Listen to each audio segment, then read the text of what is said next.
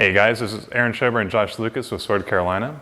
So we're starting our two-part series on the Zwerchhau today. The Zwerchhau, the cross strike, is described as one of the most useful strikes, like the fastest and best. So if you were going to pick one, this would be a good one to train on, although obviously you want to be able to do everything. So the Zwerchhau can be used as an attack, it can be used as a defense with the same time attack. It's very versatile. The basic tenets of the Zwerchhau usually describes as starting in a Famtag type guard is I want to cut high horizontally across in front of my body, aimed at the other person's head or body, but with the hilt held in front of my head to defend myself, and then also to collect any Oberhaus or any cuts from above that are coming at me.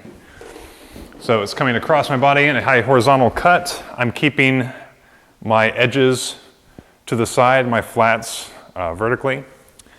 And if I'm attacking from my right side toward the left side of my opponent, I'm going to be using my short edge, or the back edge of my sword.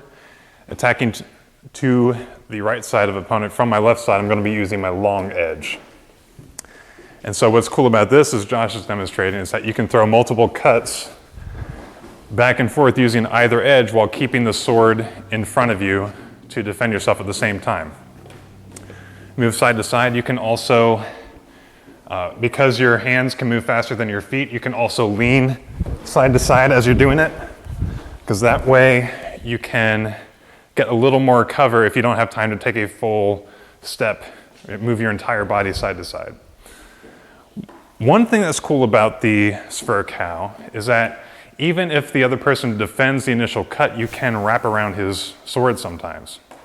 So what's cool is if I throw a Zwerchhau at Josh and he blocks, I'm not necessarily finished here. I can actually possibly wrap my sword around and hit him in the head. We notice especially if you grab down low on the pommel, I can actually rotate around his sword. Another way I could do this would be to step back with my left foot, kind of pivot out and wrap around his sword this way.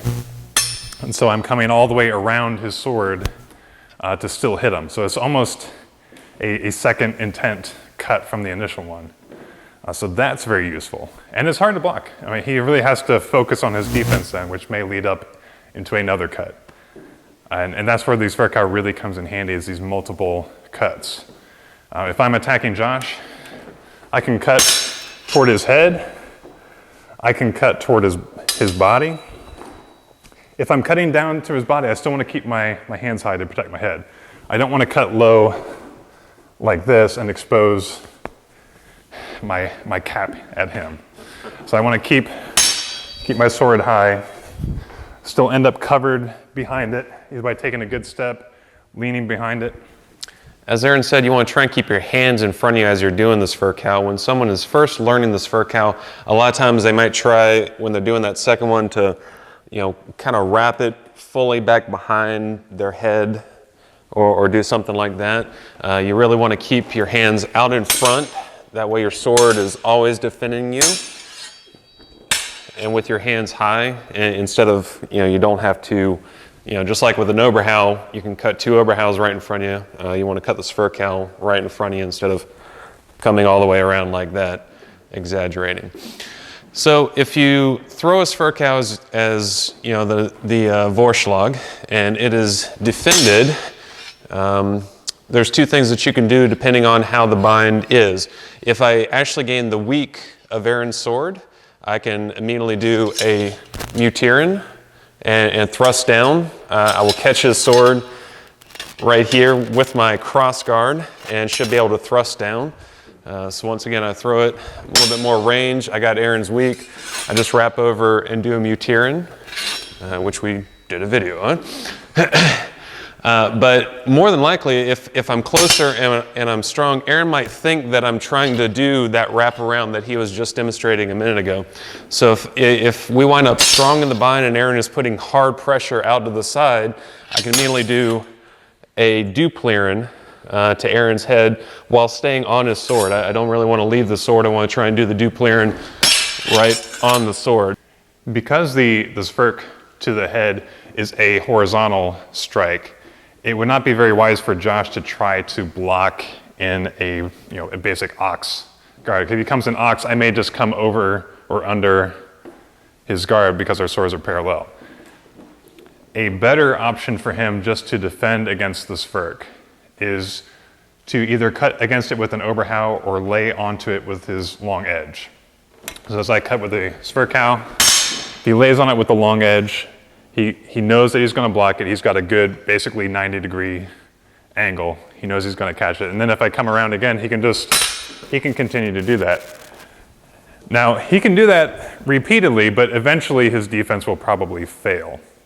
So there's some better ideas fighting in the knock against someone throwing multiple Zwerchhaus to try to take control of the fight back. So the first one, if Josh is throwing Zwerchhau to me, as he comes around for the second one, I can cut a Zwerchhau against his neck under and in front of his sword. And so the motion is very small, it's very short. I'm standing here in basically an extended plow guard from laying my long edge on him. As he cuts around, I'm switching over to, I'm cutting a short Zwerchhau, basically moving into ox against his neck. I can also do this with a step out to the side. And I'm also trying to lean behind it a little bit, so I'm staying as covered as possible. So once again, as he comes over, I'm cutting against his neck. It's covering me. I'm keeping my sword, my hilt high. It's catching him as he comes in there. Either against the hilt or against the blade. And if I needed to, I could take a step out here if I wanted to get a little more coverage. So this is probably the most ideal. It's very fast, but the Zwerchhau as well is very fast. So this almost has to be a gut reaction, because if Josh throws a Zwerchhau and then he starts to throw the other one, by the time I'm thinking about it, it's too late. At best, I may catch it on top of it and just try to shove it out to the side. So this has to be a very, very fast move. My other option here, if he's throwing a multiple Zwerchhau combination, is to wind all the way across to catch his Zwerchhau and basically like a high hanging point, and then thrust to his lower openings. Obviously, once again, I'm not going to block up like this because he could very easily just bypass my sword. I want to have a good angle on my sword so that I'm going to catch him as he's coming around. So let's do that again. And then I want to set up that thrust to lower opening. Here we were a little closer. I actually hit him in the stomach just a little bit, but I'm trying to set up that thrust down there. And so that's a couple basic blocks to the Zwerchhau. On the next week's video, we're going to cover some other techniques with the Zwerchhau. We're not going to cover all of them throughout all of the manuals that we studied. There's a lot of material on the Zwerchhau, so I encourage some self-study from you guys as well. So, Josh, is there anything I need to add? I don't think so. All right, cool. Well, thank you guys for watching.